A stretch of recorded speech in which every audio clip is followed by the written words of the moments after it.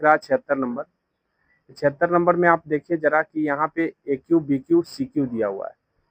जब भी A cube B cube C cube दिया है और नीचे ए बी सी दिया हुआ है हो, तो आप ए बी सी को जोड़ के देखिएगा कि अगर वो 0 आ जा रहा है तो इसका मतलब A cube B cube C cube equal to 3 A B C हो जाता है। अगर A plus B plus C equal to 0 आ रहे हैं तो इसका मतलब समझ जाइए कि A cube plus B cube plus C cube equal to हो जाते हैं 3 A B C, 3 A B सी। तो इसका मतलब है कि ऊपर जो भी लिखा हुआ है वो 3 ए बी सी लिखाएगा। और जब 3 ए बी सी लिखाएगा तो क्लियरली है कि तीन नीचे 6 ए बी सी लिखा है, ऊपर 3 ए बी सी, तो ए बी सी से ए बी सी कट जाएगा, ए बी सी से ए बी सी कट जाएगा। बच क्या जाएगा, ऊपर 3 और नीचे 6 काट देंगे तो 1/2 आ जाएगा।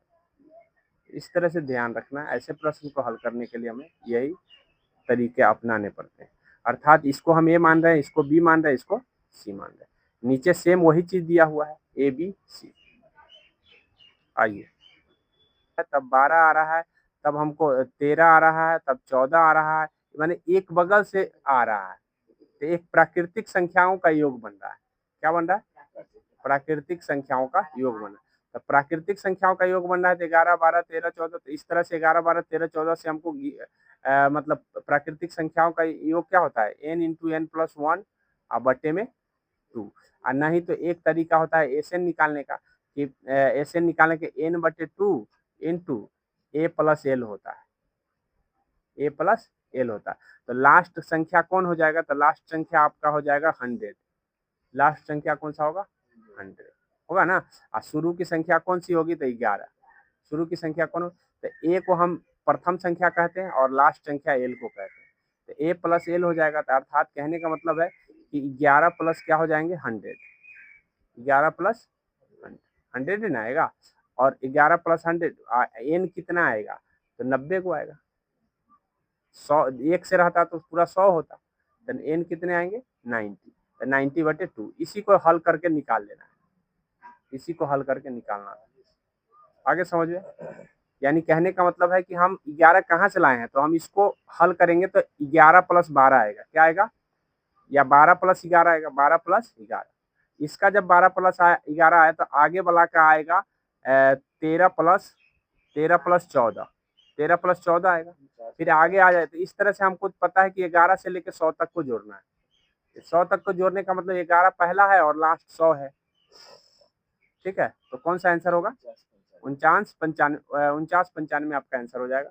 इस फॉर्मूले से हम फॉर्मूला आपको बता दे रहे हैं फिर से, n/2 ए माइनस ए प्लस एल, ए प्लस एल, जहाँ एल लास्ट की संख्या होती है, एल लास्ट की संख्या होती है, ए फर्स्ट संख्या होती है। ठीक है, और एन कौन सा संख्या होता है, तो जितना संख्या है, तो जितना संख्या 1 से रहता तो 100 होता, लेकिन 10 को नहीं है तो 90 हुआ। कितना हुआ, 90।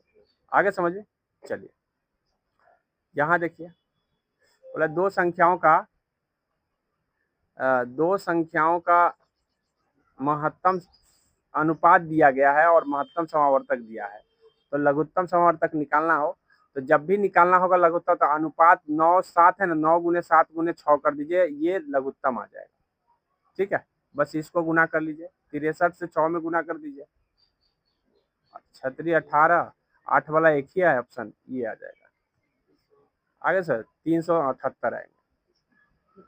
आगे समझिए, जब भी ऐसे संख्या आएंगे कि दो संख्या का अनुपात दिया है, अब मौसा दिया है, तो लौसा निकालना, तो डायरेक्ट आप सभी अनुपात को लेकर और उसको गुना कर लीजिए, आंसर आ जाएगा। यहाँ देखिए, बोला 72 का वर्ग 216 और एक संख्या के गुणनफल के बराबर है। 72 का जो वर्ग है ना, वो 72 का स्क्वायर जो है किसके बराबर है, एक संख्या और 216 के गुना के बराबर है। बस यही बोला है। अब यहाँ पे देख लीजिए, 72 को हम 72 का वर्ग 72 गुने 72 होता है, और x गुने 216 हो जाएंगे। इसको 36 से काटेंगे तो 2 बार में कटेगा, इसको 36 से काटेंगे तो 6 बार में कटेगा। 6 से इसको काट देंगे, 12 छक 72, तो 12 दूना क्या आ रहा है, आंसर 24 हो जाएगा। चलिए यहाँ देखिए आगे प्रश्न, जब एक संख्या को 14 से विभाजित किया जाता है तो शेष 9 बचता है। तो यदि उसी संख्या के वर्ग से 14 से भाग किया जाए तो शेष क्या बचेगा, ये चीज पूछा गया। ठीक है, तो जैसे कहने का मतलब है कि संख्या के वर्ग से विभाजित करना है तो आप शेषे के वर्ग कर दीजिए, 81 में 14 से भाग लगा दीजिए, क्या मरतबा लगेगा? 84, 14 सत्तर 84, ये 84 ना होगा? 84 81 है तो 84 नहीं ना होगा, 70 होगा, तो इसका मतलब 11 बच जाएगा शेष। आगे समझे? बस इसी तरीके से करना है। ऐसे सवाल आएगा, बोला है कि इस एक संख्या को अगर हम भाग देते हैं तो शेष 9 बचता है, तो उसके वर्ग को भाग देंगे तो कितना, तो आप शेष को वर्ग कर दीजिए, भाग कर दीजिए, बस आंसर आ जाएगा। ठीक है, इस तरह से ध्यान रखना है। आगे देखिए, बोला है रंगीन ब्लॉक की कुल संख्या 1260 है। यदि लाल ब्लॉक और नीले ब्लॉक का अनुपात दिया गया है, फिर नीले ब्लॉक और पीले ब्लॉक का अनुपात दिया गया, तो पीले ब्लॉक की संख्या क्या है? अर्थात कुल संख्या 1260 है, तो नीले पीले लाल सब का 1260 है, तो हम तीनों का एक जगह अगर निकालेंगे तो 2 5 और 15 7 हो जाएगा। ठीक है, 2 5 और 15 7, तो इसका मतलब है 15 7। तो अब यहाँ 15 है, यहाँ 5 है, ऐसे में यहाँ 15 करने के लिए हमको क्या, किस चीज से गुना करना पड़ता? 3 से, तो ये दोनों में 3 से गुना कर देंगे तो आ जाएगा 15 6 15, 6 15 आएंगे ना, यहाँ 15 7 आ गया। अब ऐसे में ई ए हो गया, ई बी हो गया, ई सी, मतलब ई हो गया नीले क्या लाल ब्लॉक और नीला ब्लॉक है, तो ये लाल का हो गया, ये नीला का हो गया 15 और 7 हो गया पीला का। तो हमको पता चल गया कि किस रेशियो में है, 6:15:7 के रेशियो में, 6:15:7 के रेशियो में। अब इस सब को जोड़ेंगे तो कितना आएगा? इस सब को जोड़ेंगे तो 1 यूनिट का मतलब हो जाएगा 28, 1 यूनिट का मतलब है 28। तो हमको 1 यूनिट का मतलब दिया हुआ है, तो हमको पता है कि 28 यूनिट का मतलब है 1260, तो 1 यूनिट का मतलब हो जाएगा 1260 बटे 28, भाग देंगे इसको, 14 नमा 126 होता है, और 14 दूना 28 होता है, फिर 90 से को 45, यानी 45 1 यूनिट का मतलब कितना है? 45। लेकिन पीला का यूनिट 7 है, कितना है? 7, क्योंकि हम निकाले हैं एगो का 6 है, एगो का 15 है, एगो का 7 है, तो पीले के यूनिट से गुना कर देंगे, 45 में आ जाएगा। 45 गुने 7 कितना आ जाएगा? 35, 28 और 3 31, यही ना होगा, यानी कि 3 15 आएंगे, कितना आएंगे? राइट आंसर इसका ए हो जाएगा। आगे समझे? यानी पहले अलग अलग रेशियो है तो हम एक जगह रेशियो करेंगे। जब एक जगह रेशियो करने का तरीका मैं एक बार फिर से बता देता हूँ। 2 5 दिया हुआ है और 15 7 दिया हुआ है, तो आप ऐसे भी कर सकते हैं, 15 दूना 30, 15 पचे 5 सते, लेकिन सब में 5 से भाग लगेगा, 5 से 6 पंचे 30, 15 पचे 75, 7 पचे, इसका मतलब रेशियो क्या है? 6 15 7 का है। 6 15 7 को जोड़ते हैं तो 28 आता है, 28 यूनिट का मतलब 1260 दिया हुआ है, 1 यूनिट का मतलब 45 आ जाएगा। जब 1 यूनिट का मतलब 45 आ गया तो हमको बोला पीला की संख्या कितना है, तो 7 यूनिट का पूछा है। अगर यही नीला का पूछता तो 15 यूनिट का पूछता, लाल का पूछता तो 6 यूनिट का पूछता, जिसका पूछा है उसका आंसर आ जाएगा। ठीक है, आइए, बोला यदि 2 समरूप त्रिभुजों का क्षेत्रफल दिया गया है, कितना? 36, और जब भी क्षेत्रफल दिया है भुजा का पूछेगा तो उसका वर्गमूल कर दीजिए, क्या कर दीजिए? 6 और 11 आ जाएगा, कितना आ जाएगा? 6 11 ये में दिया हुआ है। आगे समझिए, और जब भी भुजा का दिया रहेगा क्षेत्रफल पूछेगा तो स्क्वायर कर दीजिए। क्या मतलब? भुजा दिया है क्षेत्रफल पूछे तो आपको स्क्वायर करना है, और नहीं तो क्षेत्रफल दिया है भुजा पूछे तो रूट कर देना, कर दिए। देखिए, तो इसका जो हो जाएगा आपको क्या कर देना है कि वर्गमूल कर देना है, बस वर्गमूल कीजिएगा, ये आंसर आ जाएगा। चलिए आगे देखिए क्या कर रहा है। PQR साझेदार है, एक व्यवसाय में निवेश करते हैं। P कुल निवेश का 1/5 निवेश करता है और Q कुल निवेश का 1/4 निवेश करता है, तो PQR के निवेशों का क्रमशः अनुपात बताना है। तो P कितना किया? 1/5, Q कितना किया? 1/4, टोटल कितना हो गया? 9/20, तो R कितना किया होगा? 11/20। आगे समझे? 11/20। तो इस तरह से अब देखें, तो अब अनुपात अगर हम देखें तो एगो किया है 1/4, एगो किया है 1/5, एगो किया है 11/20। अगर इसको हमको 20 बनाना है नीचे, तो हमको इसमें 4 से गुना करना, 4/20 हो जाएगा। इसको 20 बनाना है तो क्या 5/20। रेशियो क्या हो गया 5 4 11 का, क्या रेशियो हो गया 5 4 11। एक तरीका और है रेशियो निकालने का, 1 क्या था 1/5 था, 1/4 था, 1/1 क्या है 11 20 11/20 है। तो 20 इसका एलसीएम लेंगे तो 20 आएगा। 20 से इसका गुना करेंगे तो कितना आ जाएगा 4। 20 से इसमें गुना क्या करेंगे तो क्या आ जाएगा 5 आ जाएगा। अब 20 से इससे गुना करेंगे तो 11 आ जाएगा। तो यानी 4 5 11 आ रहा है। कितना आ रहा है? ऐसा कोई ऑप्शन में है? ऑप्शन नंबर डी आंसर हो जाएगा उसका। आगे बोला है एबीसी काम को क्रमशः 20 30 60 दिन में पूरा कर लेते हैं।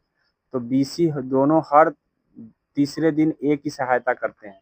तो सबसे पहले तो क्षमता जान लेते हैं। काम वाला में हमेशा पहले क्षमता निकालना। तो क्षमता कितना आएगा 60 आएगा। एक का क्षमता 3 का है, दूसरे का क्षमता कितने का है 2 का है, और एगो का 1 का क्षमता है।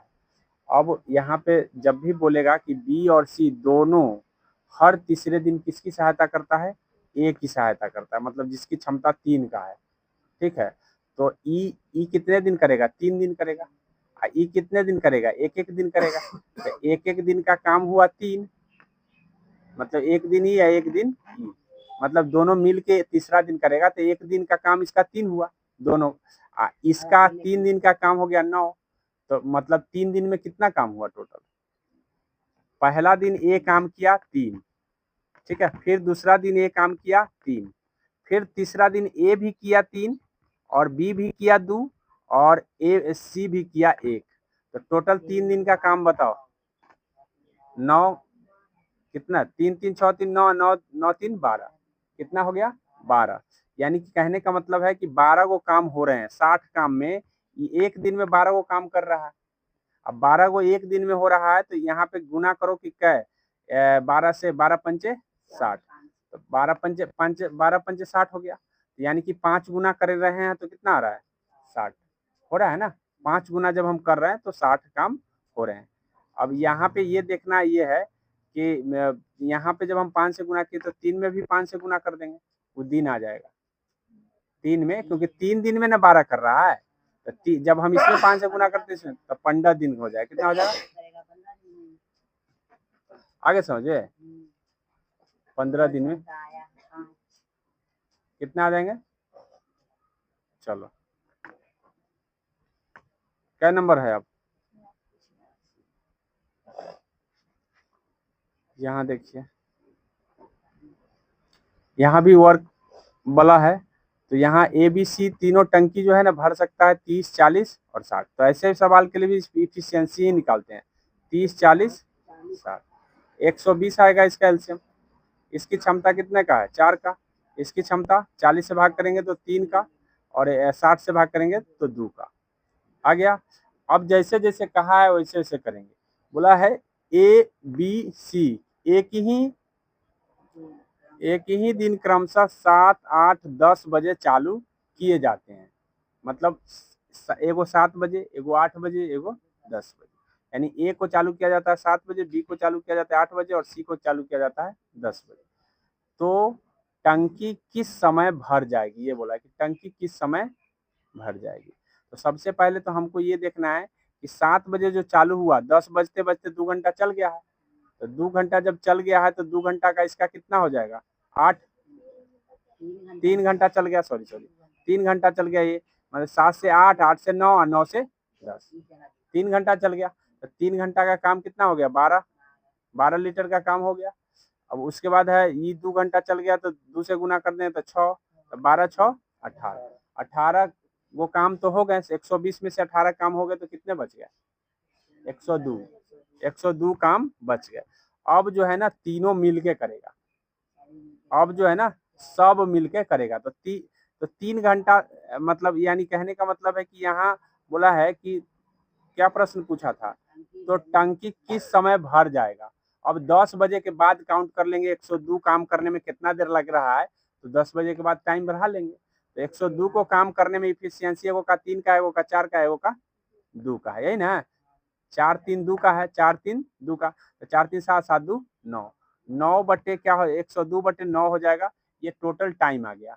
अब इसको घंटा में कैसे तब्दील करते हैं, तो 9 से 3 तिहाई 9, और फिर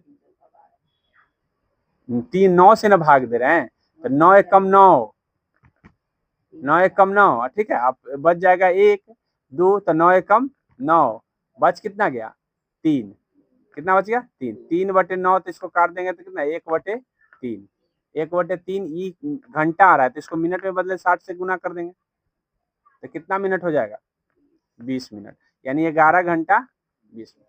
11 घंटा 20 मिनट के बाद कितना बजेगा, 10 बजे से कोई चालू हुआ है, तो 11 घंटा 10, अगर पूरा 12 घंटा होता तो पूरा 10 बज जाता, लेकिन 10 बजने में वो कितना कितना कम गया, कितना 40 मिनट कम गया ना, तो 10 बजने में 40 मिनट कम रहा, इसका 9 कितना हो जाएगा, 9 20 हो जाएगा, कितना हो जाएगा 9 20 वाला आंसर होगा। आगे समझिए, तो किस तरह से हम निकाले हैं इसको समझ गए ना, कि सबसे पहले तो जितना देर काम हो चुका है उस काम को हटा देंगे, अब सब जो काम किया उसकी इफिशियंसी से भाग कर लेंगे, और जैसे ही भाग करेंगे हमको समय आ जाएगा, समय आ जाएगा तो बढ़ा देंगे कि 10 बजे के बाद कितना बच जाएगा। आगे समझिए, चलो यहाँ देखो, बोला है कि बिना रुके 50 किलोमीटर प्रति घंटा की औसत चाल से चलती है, तथा रुक रुक के 40 किलोमीटर प्रति घंटा की औसत चाल से चलती है। मतलब अगर थोड़ा रुक रुक के चलेगा तो उसका एवरेज हो जाएगा 40 का, और ना रुकेगा तो 50 का एवरेज रहेगा। तो बताइए कि यह हर घंटे ट्रेन औसतन कितने मिनट रुकती थी, मतलब आखिर घंटा में कितना एवरेज से वो रुकी, ये पूछा गया है। तो ऐसे सवाल निकालने के लिए जब भी प्रश्न पूछेगा तो दोनों का अंतर कर देना, ठीक है, अंतर बटे बड़ा चाल कर देना, अंतर बटे बड़ा चाल, अंतर बटे बड़ा चाल 10, तो 10 बटे 50 हो जाएगा, कितना हो जाएगा 10 बटे 50 काट देंगे तो 1 बटे 5, 1 बटे 5 घंटा आया, इसको मिनट में बदलेंगे तो कितना आ जाएगा 12 आ जाएगा, कितना आ जाएगा। आगे समझे, जब भी ऐसे सवाल आए रुक रुक क्या एकाएक पूरा स्पीड से गया, तो ऐसे सवाल में तुमको इसी अंतर बटे बड़ा चाल कर देना बस, ठीक है। अब बोला है 1 किलोमीटर सीधे दौड़ में पी क्यू को 120 यहाँ मीटर होगा, ठीक है, यहाँ मीटर छूट गया होगा, एक क्या है, यहाँ सेकेंड दिया है, यहाँ मीटर दिया है, या तो इतना मीटर से हार जा रहा है या इतना सेकेंड से हार जा रहा है। आगे समझे, अगर हम लंबाई की बात करें तो इतना मीटर से हार जा रहा है, 1 किलोमीटर का मतलब 1000 मीटर हुआ, 1000 मीटर में मतलब 120 मीटर पीछे रह जा रहा है, इसका मतलब 120 मीटर पहले जाले 100 मीटर और दौड़ता तब उससे पहले वो जीत जाता है, ठीक है। तो इससे क्या हुआ, बोला कि पी क्यू को 120 मीटर या 30 सेकेंड से हरा देता है, पी जो है ना क्यू को हरा दे रहा है, कितना से, या तो 120 मीटर से और नहीं तो 30 सेकेंड से, 30 सेकेंड पहले। तो अब हम इससे हम क्यू की स्पीड गणना कर सकते हैं, क्यू का दोनों चीज दिया गया है, क्यू 120 मीटर से हारता है और नहीं तो 30 सेकेंड से हारता है, इसका मतलब है कि एवरेज हम इसका स्पीड निकाल सकते हैं 120 बटे 30, तो काट देंगे तो कितना आ जाएगा 4 मीटर प्रति सेकेंड, 4 मीटर 4 मीटर प्रति सेकेंड किसका स्पीड है, क्यू का, ठीक है। तो पी द्वारा दौड़ करने में कितना समय लिया गया, ठीक है, पी द्वारा दौड़ करने में कितना समय लिया गया। अब जो है इसका जो है 4 मीटर प्रति सेकेंड से कितना समय लेगा, ये कितना समय लेगा, अगर कोई चाल दिया है और समय दिया है तो कितना लेगा 1 किलोमीटर दौड़ने में, 1 किलोमीटर का मतलब 1000 मीटर दौड़ने में 4 से भाग करो, कितना आएगा 250 आएगा कि नहीं आएगा, है। तो क्यू का ये क्या आया है, समय आया है, डिस्टेंस बटे स्पीड समय होता है, नहीं मालूम है, समय आया है, क्यू कितना समय ले रहा है 250 सेकेंड, कितना समय ले रहा है, लेकिन हमको किसका निकालना है पी का, तो पी 30 सेकेंड कम लेता होगा क्योंकि 30 सेकेंड से वो जीत रहा है, तो बताओ कितना होगा 220, नहीं आ गया, ऐसे सोचना है। ध्यान रखो कि पहले हमको जब क्यू का हमको दोनों चीज मालूम है तो स्पीड की गणना कर सकते हैं। किसकी गणना कर सकते हैं? स्पीड की। और जब स्पीड की गणना हो गया, क्यू का स्पीड का गणना हो गया, तो क्यू का समय निकाल लेंगे, क्योंकि ऑलरेडी हमको ट्रैक कितना किलोमीटर का है पता है। तो ट्रैक 1 किलोमीटर मतलब 1000 मीटर का है। 1000 जब हम भाग करेंगे स्पीड 4 से तो कितना गया? 250। क्यू को 250 मीटर दौड़ा है। क्यू जो है ना 250 मीटर दौड़ा है, ठीक है। और 250 सेकेंड दौड़ा, सॉरी 250 सेकेंड दौड़ा है, लेकिन 30 सेकेंड कम ही में वो चला गया होगा, जो पी है वो चला हो गया, जिसके कारण वो जीत गया। तो 30 सेकेंड इससे कम कर देंगे तो पता चल जाएगा कि भाई कितना वो दौड़ा होगा, 220 सेकेंड दौड़ा होगा। आगे समझिए।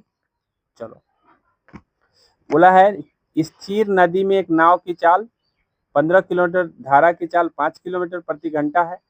60 किलोमीटर दूरी के साथ और उतनी ही दूरी धारा के विपरीत, मतलब धारा के साथ और धारा के विपरीत 60 किलोमीटर जाना है और आ जाना है, तो समय कितना लगेगा? तो धारा के साथ बताओ कि धारा के साथ दोनों का चाल जुड़ जाता है। तो नाव की चाल 15 है, धारा की चाल 5 है, तो दोनों को जोड़ देंगे तो कितना आएगा? 20। तो 20 के स्पीड से अगर कोई 60 किलोमीटर जाएगा तो कितना देर लेगा? 3 घंटा लेगा। 3 घंटा लेगा। अच्छा, अगर मान लो कि अगर धारा के उल्टा आएगा तो घट जाएगा, तो 10 के स्पीड से जाएगा तो कितना समय लेगा? तो 6 घंटा लेगा। पहले कितना समय लिया था? 3 घंटा। अब कितना समय लिया है? तो टोटल घंटा कितना देर का आ गया? 9 घंटा आ गया। कितना आ गया? आ गया ना समझ में? तो ये ध्यान रखना है कि क्या कहा है। बोला था कि नाव चल रहा है 15 के स्पीड से, धारा चल रहा है 5 के स्पीड से। एक आदमी को 60 किलोमीटर जाना है धारा के साथ, आना है धारा के साथ। तो जाएगा तो जाते वक्त तो बढ़ा लेगा, लेकिन आते वक्त घटा लेगा। तो ऐसे में दोनों में समय निकालेंगे, जाने का समय निकालेंगे तो 60 हम बढ़ा हुआ स्पीड से भाग करेंगे, आने वक्त जब हम भाग करेंगे तो घटा हुआ स्पीड से भाग करेंगे। यहाँ आ जाएगा 3 घंटा, यहाँ आ जाएगा 6 घंटा। टोटल कितना घंटा लगा है ये पूछा था। आगे समझ में? चलो, 1 केजी चावल के मूल्य में 50% की वृद्धि होती है और चावल का पुराना मूल्य 60 रुपया है, तो चावल का नया मूल्य क्या होगा? मतलब 50% की वृद्धि हो गया है, तो 50 पुराना मूल्य दिया है 60 रुपया, तो 50% का जब वृद्धि होगा तो मतलब 150/100 से गुना कर देना है। 150/100 से 1 जीरो से 1 जीरो, 5 से काटेंगे तो 3, 5 से काटेंगे तो 2, 2 से काट देंगे तो 60। कितना रुपया है नया मूल्य? 90 रुपया है। आगे समझ में? नया मूल्य कैसे निकालता है? बढ़ गया तो घट जाएगा तब भी निकाल सकते हैं। अगर 50% घट जाता तो हम 50/100 से गुना करते हैं। आगे समझते? बढ़ेगा तो बढ़ा के ऊपर लिखेंगे, घटेगा तो घटा के लिखेंगे। आगे समझिए। चलो, यहाँ क्या कहा है? यदि सेब की कीमत 30% कम कर दी जाए, ठीक है, तो ग्राहक 140 में 5 और सेब खरीद सकता है। तो सेब की घटी हुई दर क्या है? तो घटी हुई दर क्या है ये पूछा है। तो घटा हुआ दर हो जाएगा, कैसे निकालते हैं? तो सबसे पहले देखना कि 30% कम किया है, तो 30/100 लिख लेना। क्या लिख लेना? ठीक है। कितना रुपया में ज्यादा हो रहा है? 140 रुपया में कितना ज्यादा हो रहा है? तो 5 ज्यादा, 5 नीचे कर लो, ये घटा हुआ मूल्य आ जाएगा। क्या हो जाएगा? अब इसको काटो, 1 जीरो से 1 जीरो, 1 जीरो से 1 जीरो, ठीक है। अब कटेगा क्या? नहीं कटेगा, तो अब गुना कर लो। 42, 42 बटे कितना आ जाएगा? 5, भाग देंगे तो ये आ जाएगा 8.4। कितना आ जाएगा? घटा हुआ मूल्य क्या है? 8.4 है। लेकिन अगर बोलता कि भाई पहले का मूल्य क्या है, तो क्या करते हैं हम? पहले का मूल्य क्या था, अगर ये पूछ दिया तो घटा हुआ मूल्य पूछ दिया। ऐसा भी पूछ देता है कि पहले का मूल्य कितना रहा होगा, तो क्या करते? तो पहले तो घटा हुआ मूल्य ही निकालते। जब घटा हुआ मूल्य हमको आ गया है, घटा हुआ मूल्य आ गया है, तो कितना कम हुआ था? 30% का कमी। तो 30% का कमी हुआ है ना, तो इसका मतलब है 100/70 से गुना कर लेंगे। 100/70, तो ये पहिलका मूल्य आ जाएगा। अब पहिलका का मतलब उल्टा पूछ दिया, उल्टा उल्टा पूछा ना, इसीलिए हम नीचे घटा के लिखे हैं। सर एक बार आप ऊपर घटाते, एक बार नीचे घटाते, यही बात तो समझ में नहीं आती है। तो रिवर्स तो गया ना, मैं रिवर्स पूछा तो रिवर्स गया। अगर ये आगे का पूछता तो हम ऊपर घटाते, पीछे का पूछा है तो हम नीचे घटा दिए। आगे ना समझ में? आगे ना समझ में, ये बात ध्यान रखना है कि कभी ऊपर घटाते हैं कभी नीचे घटाते हैं, यही बात तो समझ में नहीं आती है। ये बात समझ लो कि जब पीछे पूछे तो नीचे, और जब आगे पूछे तो ऊपर, सिंपल सी बात। आगे समझ में, तो ये घटा के एक जीरो से एक जीरो काट देंगे, 12 सत्ते कितना होता है 1.2 आ जाएगा, 1.2 से गुना कर देंगे 10 में तो 12 आ जाएगा, कितना आ जाएगा 12। पहले का मूल्य इसका 12 रहा होगा। तो ये हम दोनों बात यहाँ सिखा दी क्योंकि ये भी पूछा जाता है एग्जाम में। ठीक है, आगे देखो। अब बोला है एक मेज और एक कुर्सी का मूल्य 400 रुपये और 1200 रुपये है। मतलब मेज का दाम है इतना और 1200 रुपया कुर्सी का दाम है। मेज और कुर्सी का क्रमशः 50% और 20% के लाभ पर बेचा जाता है। तो दोनों के बिक्री मूल्य मिलाकर कुल लाभ कितना है। तो 50% लाभ लेंगे अगर मेज को, तो 400 का है तो इसका मतलब 600 में बेचेंगे। 50% इसका कितना होगा, आधा होगा इसका, तो 200 रुपया ज्यादा लेके बेचेंगे। आगे समझिए। अच्छा, अगर 1200 का 20% निकाले तो 10% होता है 120, तो 20% कितना होगा 240। 240 ज्यादा लेके बेचेंगे, इसका मतलब कितना में बेचेंगे 1440। नहीं मालूम है, जोर नहीं आता है, 1440। अब 600 रुपया में बेचे, 1440 रुपया में बेचे। तो यहाँ पे हम लाए थे कितना, दोनों का, दोनों को लाए थे 1600 में, कितना में, लेकिन बेचे कितना में 2040 में। कितना में बेचेंगे, कितना रुपया ज्यादा ले रहे हैं 440 रुपया ज्यादा ले रहे हैं, लेकिन हमको परसेंटेज में 440 चाहिए। 440/1600 लिख देंगे या गुने में 100 कर देंगे। क्या आगे समझ में, 2 जीरो से 2 जीरो काट दिए। अब इसको काट लो, ठीक है। इसको 4 से काटेंगे तो 11 चौक 44 होता है, और 4 से काटेंगे तो 4 चुका 16 होता है। इसको 2 बार आधा कर लो, आंसर आ जाएगा। एक बार आधा करोगे तो 55 है, एक बार आधा करोगे तो 27, 27.5, 27.5 आएगा। कितना आएगा, 4 से जब भी भाग देना है इसका मतलब 2 बार आधा करना होता है। एक बार आधा करो फिर आधा करो, आंसर आ जाएगा। आगे समझो, तो ये राइट आंसर कौन सा हो जाएगा 27.5। तो इस तरह से हमको ध्यान रखना है। हम क्या किए हैं फिर से बता दे रहे हैं। बोला है कि दो गो हम चीज लाते हैं, एक तो लाते हैं मेज या एक लाते हैं कुर्सी। 400 रुपया में मेज लाते हैं और 1200 रुपया में कुर्सी लाते हैं। अब ऐसे में हम 50% मेज मेज पर लेते हैं और 20% हम कुर्सी पर लेते हैं। तो मेज पर जब हम 50% लिए, इसका मतलब किसी का भी 50% उसका आधा मुनाफा हुआ। आधा ना हुआ, आधा मुनाफा हुआ। 400 का वस्तु 200 रुपया अधिक लेके बेचा जाएगा, तो 600 रुपया। नहीं, अगर 50% नहीं निकालने आता तो 10% निकालो। एगो अंक हटा देंगे तो कितना आ गया 40। तो 10% जब 40 है तो 50% उसका 5 गुना है, तो 40×5 200। 200 रुपया ज्यादा लेना है यानी 600 लेना है। ठीक है, 20% इस पर लेना है तो 10% निकाले तो 120, 20% 240। 240 ज्यादा लेना है यानी 1440। दोनों को कितना हो गया 2040। 1400 और 600 2040। लाए कितना में थे 1600 में, लेकिन बेचे कितना 2040। तो बोला था कि ओवरऑल कितना परसेंटेज आप लाभ ले लिए। तो ओवरऑल निकालने के लिए हमको क्या करेंगे, ओवरऑल लाभ हो गया हमारा 440 और दाम है 1600। तो गुना में हम अगर 100 करते हैं तो हमारा 27.5 निकल के आ जाता है। आगे समझे, चलो। बोला क्या है, अनिल अपने ग्राहक को एक टी शर्ट 15% की छूट प्रदान करता है। मतलब 15% कहता है कि ले जाइए, 15% छूट देंगे। फिर भी उसे 25% का लाभ हो जाता है। मतलब छूट देने के बाद भी उसको 25% का लाभ होता है। 500 रुपया अंकित मूल्य वाली टी शर्ट वास्तविक कीमत ज्ञात कीजिए। यानी कि आखिर उसका दाम कितना रहा होगा जो 15% छूट देने के बाद भी 25% का लाभ हो रहा है।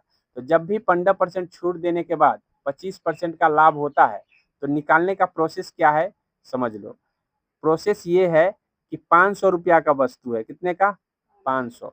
तो लाभ भी हो रहा है और छूट भी हो रहा है। तो लाभ, छूट हो रहा है तो ऊपर हो गया तुम्हारा 85 और लाभ हो रहा है तो 125। इसको गुना कर लो, ठीक है। 25 से इसको भाग करोगे तो 5 मरतबे, 25 से इसको भाग करोगे तो 20 मरतबे। 25 दूना 50 होता है, जीरो आ गया। अब 5 से इसको काट दो, 5 से कितना आ जाएगा, हाँ चाहे ऊपर वाला चाहे इसको भी काट सकते हो। हाँ ऊपर वाला काट दोगे तो 17 बार में, तो 17 दूना 34, 340 आ जाएगा। कितना आ जाएगा 340। आगे समझिए, तो ध्यान रखना है जब भी लाभ हो और छूट भी हो तो छूट वाला को ऊपर घटाते हैं, लाभ वाला को नीचे लिखते हैं। आगे ना समझिए, क्लियर। चलो, साधारण ब्याज पर 3 वर्ष का 15% की धनराशि 1500 रुपया की धनराशि 2175 हो जाती है। यदि ब्याज दर में 3% की वृद्धि कर दी जाए तो नई धनराशि क्या होगी। हमसे ये बोला गया है कि हम 1500 रुपया लाए हैं ना, तो हमको देना पड़ेगा कितना, 2175। लेकिन अगर 3% ज्यादा देना पड़ता तो कितना देना पड़ता। अब तो पते नहीं है कि पहले कितना परसेंट दिए थे, ये पता होगा तब तो हम 3% ज्यादा निकाल देंगे। तो पहले तो हमको कितना परसेंट दिए थे ये हमको देखना पड़ेगा। तो अगर मान लो कि 1500 का राशि तुम 2175 देते हो तो मतलब 675 तुम ब्याज दे रहे हो। कितने दे रहे हो, तो 675 गुने 100, SI गुने 100 होता है। अब बटे समय गुने मूलधन होता है, समय गुने, ये रेट का फॉर्मूला है। किसका फॉर्मूला है, रेट का, मतलब दर का फॉर्मूला है। तो अब इसको निकालोगे तो 2 जीरो से 2 जीरो तुम काट दोगे। अब इसको काटोगे, इसको 3 से काटोगे तो 3 दूना 6, 3 दूना 6 और 3 पचे 15। अब पंडा से पंडा पंडा ये होता है कि नहीं होता, होता है ना। तो 15% पहले दिए थे, पहले कितने परसेंट दिए थे, लेकिन अब 3% ज्यादा देना है, यानी 18%। कितना देना है, 18%। अब 18% निकाल देंगे, 1500 का 18% कितना आएगा, 1500 का 18% निकाल करके जो होगा वो जोड़ देंगे। ठीक है। सब झंझट करने से अच्छा है, सब झंझट करने से अच्छा है कि डायरेक्ट हम 1500 का 3% निकाल देंगे। कितना आ जाएगा, 1% होता है 15, तो 3% 45, इसमें 45 रुपया जोड़ देंगे, आंसर आ जाएगा। इतना ज्यादा देना पड़ेगा, 3% अधिक देना है, बस 3% निकाल दो, सब झंझट करने से अच्छे होगा।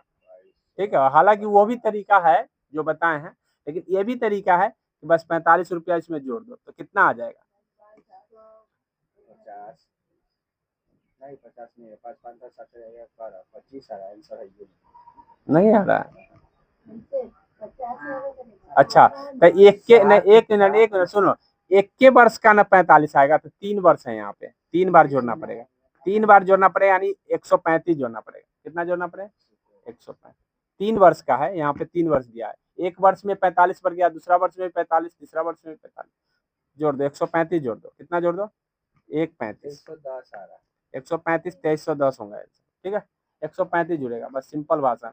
आगे समझे, तो हम दोनों तरीके से निकाल सकते हैं, उस तरीका से भी बताए हैं, वो भी तुम समझ लेना। ये तरीका क्या है, 3% बढ़ा रहा है ना, तो 3% का मतलब हुआ, देखो 3% का मतलब हुआ कि तुम 3% निकालो तो 45 आ गया, तो एक साल का 45 आया, फिर अगले साल 45, फिर अगले साल, 3 साल लिया ना, तो 45 45 बढ़ता चला जाएगा, तो कितना बढ़ जाएगा, तो बढ़ा के 2310 आ जाएगा। कितना आ जाएगा, सिंपल भाषा।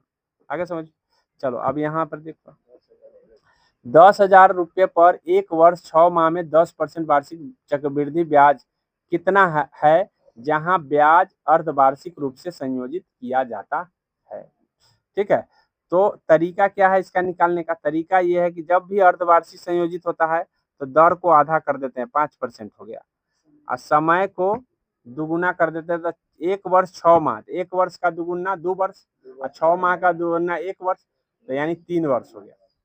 तो 3 वर्ष इसको काउंट करेंगे, कितना वर्ष काउंट करेंगे, बोला है चक्रवृद्धि ब्याज कितना आएगा, तो ब्याज निकाल दो 3 वर्ष का 5% पर। तो 3 वर्ष का जब 5% पर निकालने ब्याज चलोगे, तो ब्याज का फॉर्मूला निकालने का फॉर्मूला होता है कि P इंटू 1 प्लस R बटे 100, P इंटू 1 प्लस R बटे 100, ये होता है। अब पावर क्या होता है, N, घटाओ P, ये होता है ब्याज का फॉर्मूला। किसका, SI ब्याज का फॉर्मूला। अब P किसको मानेंगे, तो 10,000 को, R किसको मानेंगे, तो R मानेंगे 5% को, कितना परसेंट को, और अच्छा N किसको मानेंगे, तो 3 वर्ष को, कितना मानेंगे, 3 वर्ष। ये फार्मूला से तुम निकाल सकते हो, लेकिन हम इस फार्मूला को लेंदी मानते हैं, इसलिए हम इस फार्मूले को निकालते नहीं है, निकालेंगे तो बहुत देर हो जाएगा। इसलिए समय बचाने के लिए हम क्या करते हैं, हम करते हैं इसका 5% निकालते हैं। 10% तो हमको पता है 10,000 1,000 आएगा, ठीक है, तो इसका मतलब 5% 500 आएगा, फिर इसका 5% निकालते हैं, 250 नहीं आएगा। 5% निकालते हैं, 10% 50 आएगा तो 25 आ जाएगा 5%। सिंपल भाषा में सोचो।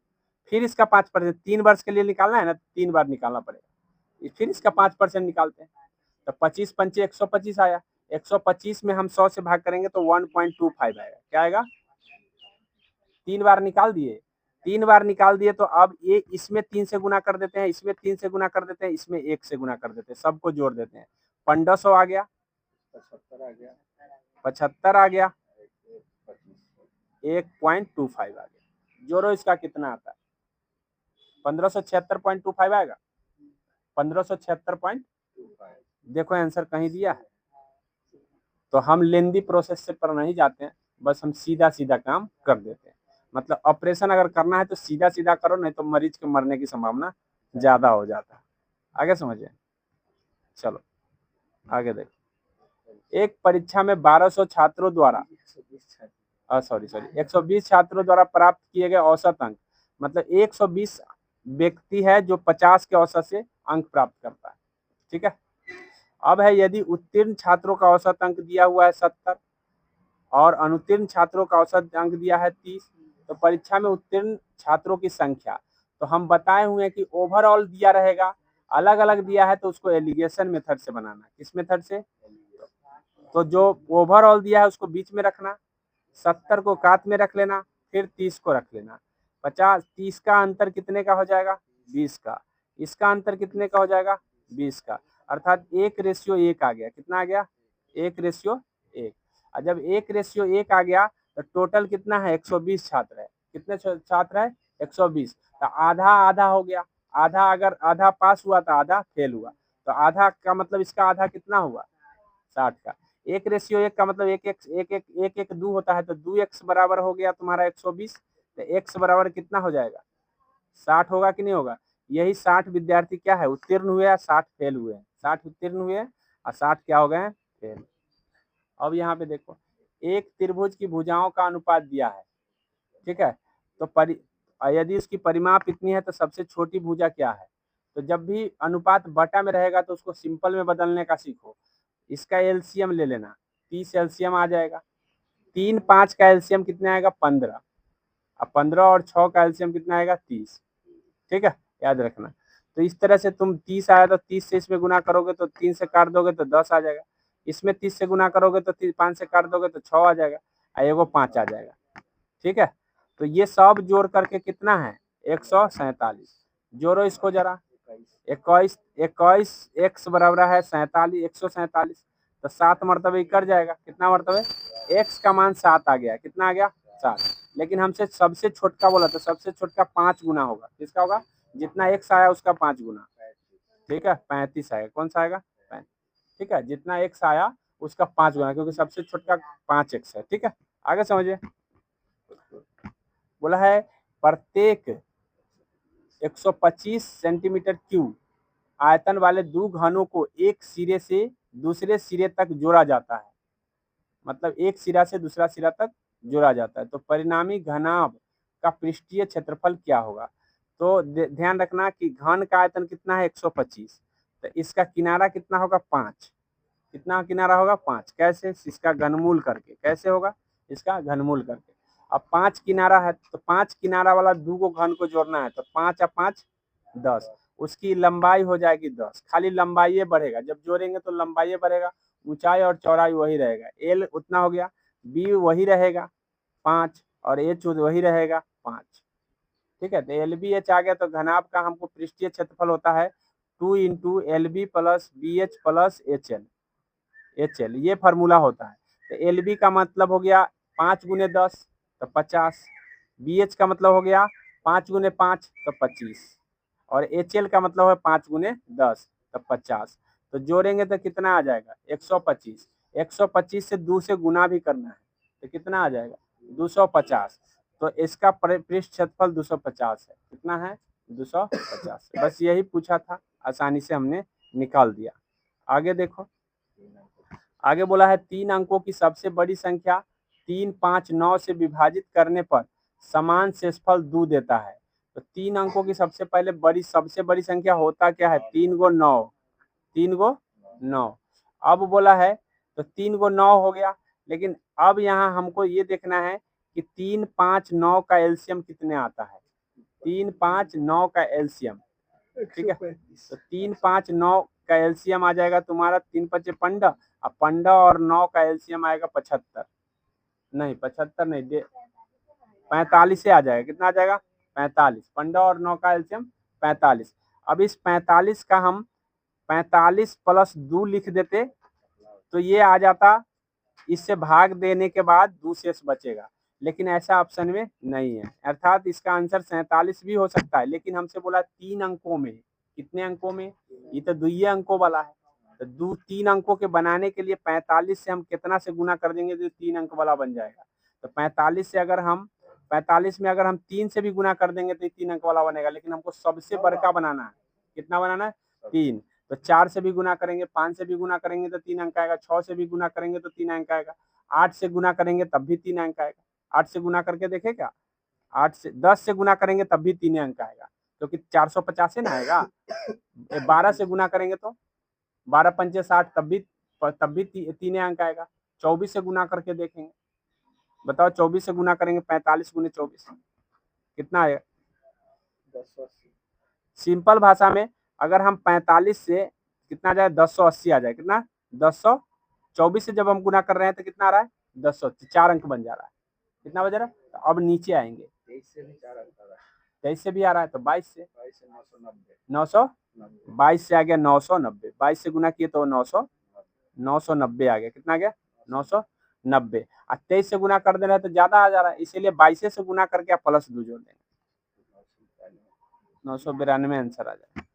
आगे समझिए, अब ध्यान रखना है, तो डायरेक्ट हम एक बार 20 से गुना करके देख लेंगे, 45 दूना 90, 900 आ रहा है, इसका मतलब ऊपर और जाना है, ठीक है। 21 से करेंगे, 22 से करेंगे, 22 से 23 से जैसे ही करेंगे, जैसे ही चौथा 4 अंक वाला हो गया तो हम पीछे हट जाएंगे, क्या करेंगे और उसमें 2 जोड़ देंगे, वही हमारा आंसर आ जाता है। आगे समझ में, चलो अब लास्ट प्रश्न है ये, कोई निश्चित कार्य के लिए ए बी की कार्य कुशलता का अनुपात दिया है, कार्य की कुशलता का अनुपात दिया है, एक साथ मिलकर कार्य करते हुए वे उसी कार्य को सारे 17 दिनों में क्या कर लेते हैं, कर लेते हैं, ठीक है। तो अकेले ए उस कार्य को 60% भाग कितने दिनों में पूरा कर पाएंगे। तो सबसे पहले तो हमको ये देखना है कि ए कितना दिन में कर लेता है, बी कितना दिन में कर लेता है, ठीक है। तो इफिशियंसी, दोनों के इफिशियंसी का अनुपात दिया है 7 और 5, ठीक है, 7 और 5। तो 7 और 5 अगर दिया हुआ है तो हम मान लेंगे कि एगो 7x दिन में कर रहा है, एगो 5x दिन में, ठीक है, 5x दिन में कर रहा है, तो 7x दिन में कौन करेगा, एक का कार्य कुशलता है, दिन उसका उल्टा हो जाता है, ठीक है। तो ई बी करेगा और ई ए करेगा, ठीक है। अब एक बी का समय आ गया तो 1/7x प्लस 1/5x बराबर है कितना, 17 दूना 34 है, 35 है ना, तो 2/35 लिख देंगे, 2/35। अब इसी को हल कर देना है, x की वैल्यू आ जाएगा, और जब x की वैल्यू आ जाएगी तो हमको ए बी का दिन समय आ जाएगा, कितना आ जाएगा समय। तो ए उसी कार्य को 60% भाग, 60% भाग का मतलब है कि जितना भी समय आएगा, जितना भी समय आएगा 60/100 से गुना कर देना है, कितना करना है 60/100, जितना समय आएगा 60/100 से गुना कर देना है। देख लेना एक बार आंसर तुम लोग खुद से, ठीक है। तो हमने पूरा बता दिया है, एक सवाल रह गया उसको बता रहे हैं।